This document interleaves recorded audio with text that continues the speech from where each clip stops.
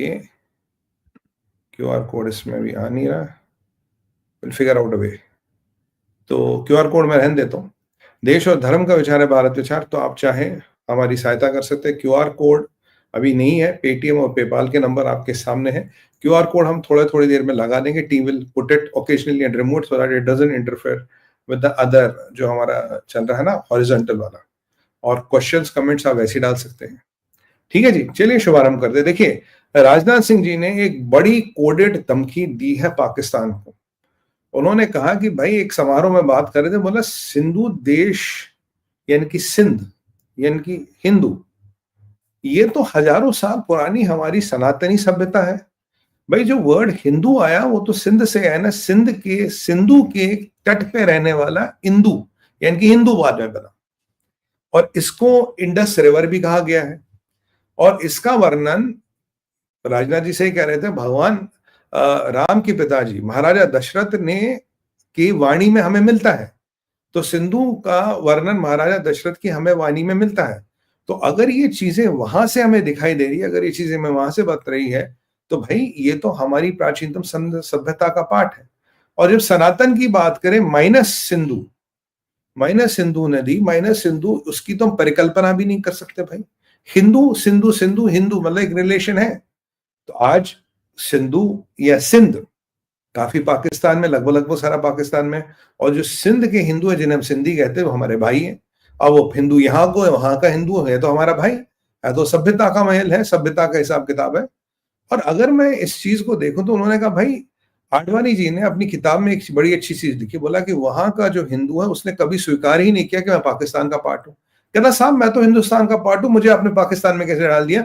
जिस सिंध की सभ्यता से, जिस सिंध की सभ्यता से बंदा हिंदू और हिंदुस्तान, वो कैसे बन गया पाकिस्तान? सही बात है भाई, ये पाकिस्तान तो हो ही नहीं सकता ना, पाकिस्तान कैसे बन गया ये? और कहते हैं कि सिंध के हिंदू सिंधु नदी के जल को गंगा जल जैसा पावन मानते हैं। और सिंध में रहने वाला मुसलमान भी कहता है कि सिंधु नदी का जो जल है वो आबे जमजम से वो कंपेयर करता उतना ही पावन है। बेसिकली बेचारा जो सिंध का मुसलमान, वो भी तो कन्वर्टेड हिंदू ही है भाई, उसे भी पता है कि सिंधु नदी की हमारे लिए रेलेवेंस क्या है। अब हमारा जो सिंधु या सिंध से जो हमारा रिश्ता है, ये बहुत पुराना है, ये बहुत पुराना, बहुत गहन, बहुत सनातनी रिश्ता है। और हमारा दायित्व बनता है कि रेनिफिकेशन हो जाए। भाई आज देश अलग अलग है, तो राजनाथ सिंह जी ने कहा कि भाई ये जरूरी थोड़ी ना ज्योग्राफी वही रहेगी, ज्योग्राफी बदल भी तो सकती है, सीमाएं बदल भी तो सकती है। भाई 70-75 साल पहले एक देश था, पाकिस्तान ही था।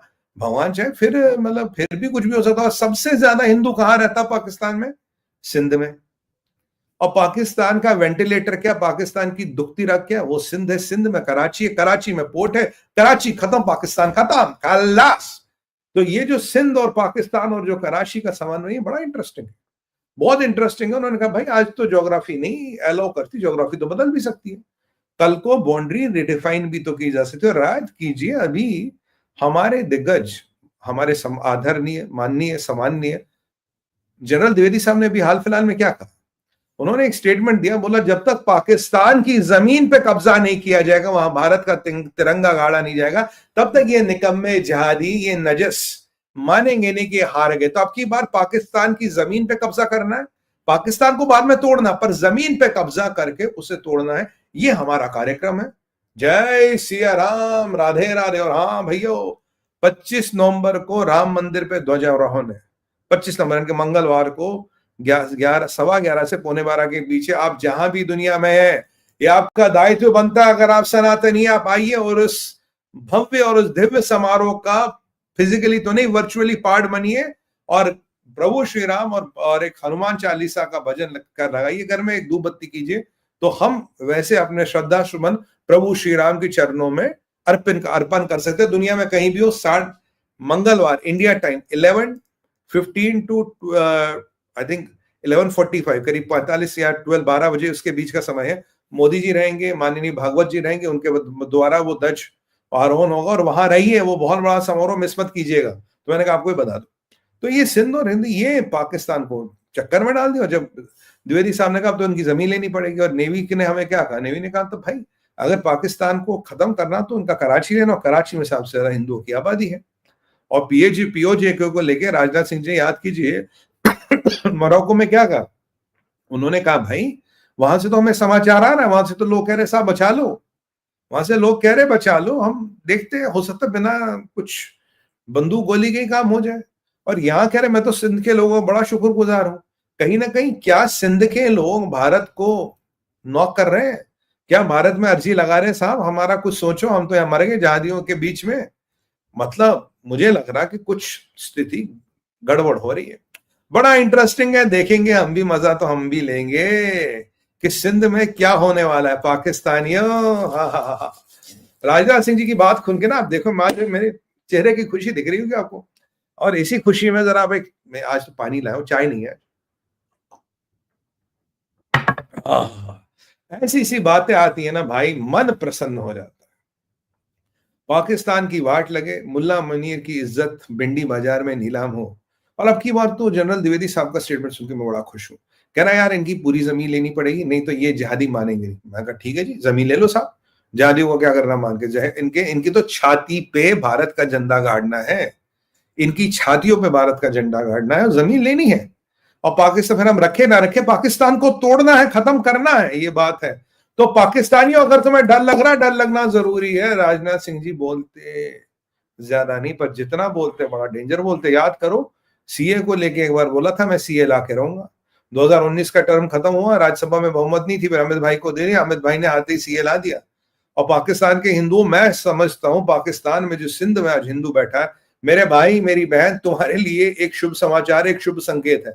मैं राजनाथ सिंह नहीं हूं, मैं उनका पीए भी नहीं हूं, ना मैं रॉ का चीफ हूं, बट इतना मैं जरूर कह सकता हूं, जो मुझे हवाओं में कुछ चीजें सुनाई दे रही है, तो हो सकता अब की बार दिल्ली धमाकों का बदला पाकिस्तान को तोड़ के लिया जाएगा, पाकिस्तान की जमीन पे कब्जा करके लिया जाएगा और मुल्ला मुनीर की छाती में हिंदुस्तान का झंडा गाड़ के लिया जाएगा। ये भी तो हो सकता है।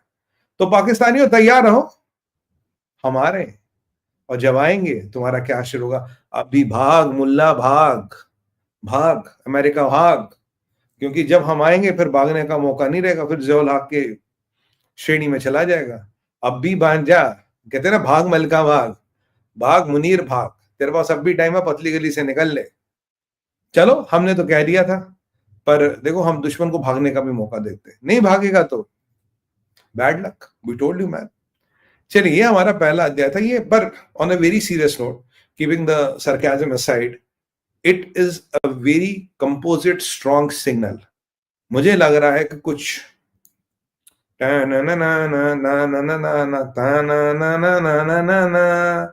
कुछ होने वाला है बड़ा। हमें तो भाई जितना पाकिस्तान की ठुकाई पिटाई हो, जितना पाकिस्तान के बर्तन भांडे बिके, उतना हमें आनंद तो आएगा ही आएगा।